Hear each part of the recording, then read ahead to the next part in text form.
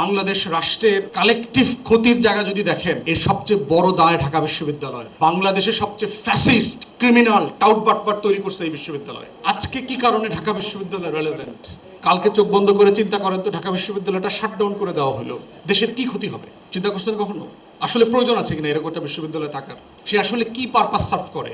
সে আমাকে রাষ্ট্রকে কি দেয়? সে যা দেয় তা দিয়ে কি আসলে এই রাষ্ট্র ফাংশনাল কিনা?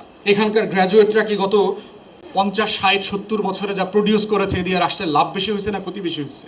বাংলাদেশ রাষ্ট্রের কালেকটিভ ক্ষতির জায়গা যদি দেখেন, এর সবচেয়ে বড় দায় ঢাকা বিশ্ববিদ্যালয়।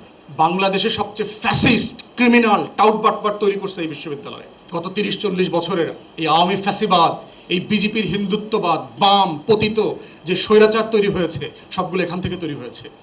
এখনো শিক্ষকদের একটা বিশাল অংশ হচ্ছে এই মুসলমান নামধারী হিন্দুত্ববাদী অমিত শাহ।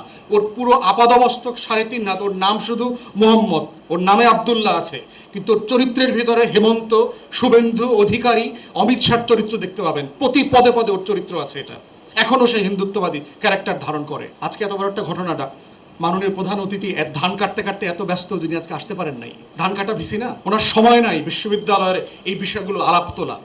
এবং এই হিন্দুত্ববাদী শিক্ষকরাই বিশ্ববিদ্যালয় রিসার্চের জন্য বাজেট দেয় না, পরিকল্পিতভাবে দেয় না। কারণ তারা এখানকার শিক্ষার্থীদেরকে গোলাম কর্মচারী হিসেবে ভবিষ্যতের জন্য প্রডিউস করতে চায়। ও দুবাই যাবে, ও সৌদি আরব যাবে, ও কাতারে গিয়া কর্মচারীর কাজ করবে। ও যেন ইন্ডাস্ট্রিয়ালিস্ট না হইতে পারে, ম্যানুফ্যাকচারার না হইতে পারে, গবেষক হইতে না পারে, ও যেন নোবেল পুরস্কার না আনতে পারে, ও যেন দুনিয়া বদলায় দিতে না পারে।